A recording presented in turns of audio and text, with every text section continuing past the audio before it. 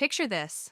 It's the 17th century, and France is at its peak of elegance. Grand balls, royal feasts, and a palace filled with laughter and music. The nobles are dressed in their finest, sipping on the best wine, and at the center of it all, a magnificent chocolate cake sits on a golden platter. A cake so rich, so decadent, you'd think it was a gift from the gods. But what if I told you that this cake would soon become the centerpiece of a royal scandal? The queen, beloved by all, is at the grand banquet, surrounded by France's most powerful people. She raises her fork, takes a bite of that irresistible cake, and boom, the atmosphere shifts. The music fades. The once lively room falls into an eerie silence. At first she looks fine, then her hands start shaking. Her face turns pale. Panic spreads through the hall like wildfire. Within moments, she collapses, and before anyone can fully process what's happening, she's rushed out of the room. The whispers start immediately. "She's been poisoned, but how? Who would dare to do such a thing? And most importantly, how did the poison end up in the cake?" Now, here's where things get even weirder. After a frantic investigation, it turns out the poison was in the cake. But wait, how can something so sweet, so innocent, turn into a deadly weapon? Well, my friend, it all comes down to the ingredients. Chocolate. Back in the 17th century, chocolate wasn't the smooth, sweet treat we love today. Nope, it was raw, bitter, and sometimes even toxic if processed incorrectly. Imagine eating a chocolate cake that could accidentally kill you. Not so sweet now, huh? Almonds. Now, here's the real kicker. Bitter almonds, which were sometimes used in desserts, contain cyanide. Yes, that same spy movie poison. One wrong batch of almonds, and bam, you've got yourself a deadly dessert, cream. Back then, food preservation wasn't exactly top-notch. If dairy products weren't stored properly, they could turn into a breeding ground for bacteria. A little spoiled cream here, a little tainted butter there, and suddenly, your cake is less delightful and more deadly. But here's the craziest part. This wasn't a one-time thing. History is filled with stories of royals being poisoned through their food. Whether it was an ambitious rival, a bitter lover, or just some poor baker who didn't know their ingredients were lethal, food has always been the perfect weapon for betrayal. And you know what? This isn't just some ancient European drama. Food and poison have an unsettling history in cultures around the world. In ancient Mexico, the Aztecs believed chocolate had magical powers. Some thought it could heal, while others feared it could curse you. Even today, certain foods carry a little more mystery than you'd expect. And before you laugh this off, let me hit you with a fun little fact. Chocolate contains theobromine, a compound that, in high doses, is actually toxic. So, technically, if you eat way too much chocolate, it could be dangerous. Not that I'm suggesting you stop eating chocolate. I'd never do that to you. Oh, and let's not forget about bitter almonds. Yep, still has cyanide. Though, don't worry, you'd have to eat an absurd amount for it to be lethal. But still, makes you think twice, doesn't it? So, next time you're about to dig into a delicious slice of cake, take a moment. Is it just a sweet treat? Or is there something a little more sinister hidden beneath that frosting? All right, let's step away from royal poisoning for a second and talk about something everyone loves, Snickers. Snickers bars are everywhere. That perfect mix of chocolate, caramel, nougat, and peanuts. Pure genius.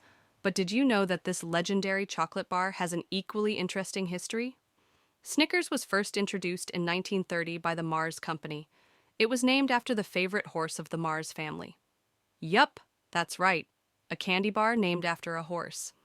For years, it was one of the best-selling chocolate bars in the world. And fun fact, in the UK, it was called Marathon until 1990. At some point, people realized, hey, why not turn this chocolate bar into a full-blown cake? And thus, Snickers cake was born. This dessert is a layered masterpiece: chocolate sponge cake, caramel drizzle, crushed peanuts, and a thick, luscious chocolate ganache. If you love Snickers, this cake is basically your dream come true. Okay, let's be real.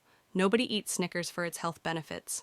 But in case you were curious, 100 grams of Snickers contains about 488 calories. That includes 62.8 grams of carbs, 24.4 grams of fat, and 6.9 grams of protein.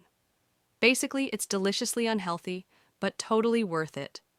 Who should not eat Snickers cake? As much as we all love a good Snickers treat, some people should definitely steer clear. Nut allergies. Snickers is packed with peanuts, which makes it a no-go for anyone with an allergy. Lactose intolerance. With all that chocolate, nougat, and caramel, it's loaded with dairy. Diabetics. The sugar content is off the charts, so if you're watching your blood sugar, this cake might not be your best friend. Snickers has been a fan favorite worldwide for decades. While there isn't an exact percentage of people who love it, because honestly, who doesn't, its massive global sales say it all. Fun fact, in 2020, Snickers was the #1 selling chocolate bar in the US. So, what did we learn today? 1. Cake can be dangerous, especially if you're a 17th century queen. 2. Snickers is basically unstoppable in the candy world. 3. If you're allergic to peanuts, please do not go near Snickers cake. 4. History is weird, food is weirder, and I will never say no to a slice of chocolate cake, poisonous or not. All right, let's go back to that fateful night in the French court. The queen has just collapsed, and the entire palace is in chaos. The music has stopped, the laughter has turned into whispers, and no one dares to touch their food anymore. She's quickly carried away by her attendants, but there's one burning question hanging in the air. Who poisoned the queen? Immediately, the palace goes into lockdown. No one is allowed to leave. Servants, chefs, even noble guests are questioned. But here's the strange thing. No one admits to poisoning the cake. Was it a tragic accident, or was there something far more sinister at play? Now let's dig into history for a second. Poisonings in royal courts weren't exactly rare. In fact, they were almost an art form back then. Subtle, undetectable, and extremely effective. And one of the most commonly used poisons? Something known as sweet powder. Sounds harmless, right? Well, it wasn't. Sweet powder contained traces of arsenic, a deadly toxin that could be sprinkled onto food or mixed into desserts. It was used in small doses so that it didn't kill instantly. Oh no, that would be too obvious. Instead, it worked slowly, making it look like the victim had fallen ill naturally. And guess where it was often found? In royal kitchens, disguised as a common ingredient for pastries and cakes.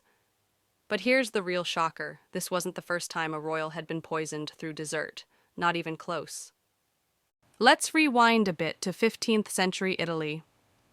One of the most powerful families at the time, the Medicis, had a little habit of mysteriously dropping dead. Guess what was at the center of their deaths? Chocolate desserts.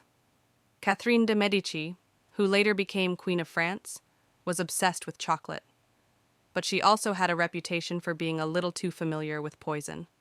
In fact, some historians believe she used expert poisoners in her court to quietly eliminate her enemies.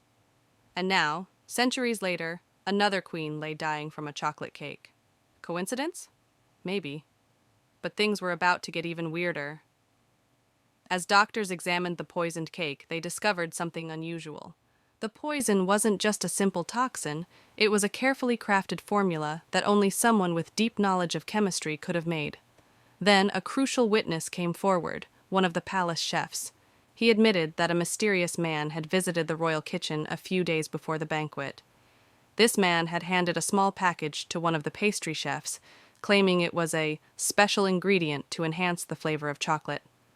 But now that pastry chef was missing, which led to the next big question: who was this mysterious man? Investigations revealed that several aristocrats, known for opposing the monarchy, had quietly disappeared from the palace days before the incident. One name in particular stood out: Count Duval. Duval had a history of plotting against the royal family. He had been accused of organizing secret rebellions, but there had never been enough proof to arrest him. And guess what? He was last seen inside the royal kitchen. So now the puzzle pieces were falling into place. This wasn't just an accident. The chocolate cake had been turned into a weapon, a carefully planned assassination disguised as an innocent dessert. But wait, it gets crazier. Because if you think chocolate has always been about pleasure and indulgence, think again. Throughout history, Chocolate has been linked to magic, curses, and even warfare.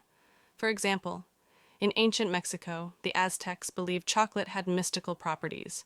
Some thought it could heal, while others feared it could bring bad luck or even death. During European wars, spies allegedly used poisoned chocolate to eliminate high-ranking enemies. In the 19th century, rumors spread that royal families had used tainted chocolate to discreetly get rid of political rivals. So maybe, just maybe, chocolate has always had a dark side. And that brings us back to the Queen's cake. After further analysis, scientists discovered that the specific combination of ingredients used in the cake could have caused an unexpected chemical reaction in the body, meaning there was a small chance that the Queen wasn't deliberately poisoned, but rather the victim of an accidental toxic mix. Which leads us to the ultimate mystery. Was this an assassination or just a deadly mistake? We might never know the full truth, but one thing is certain. From now on, whenever you sit down to enjoy a slice of chocolate cake, you might want to think twice. Because sometimes, behind the sweetness, there's something much, much darker lurking underneath. Now tell me, after all this, are you still craving a bite? Because I know I am.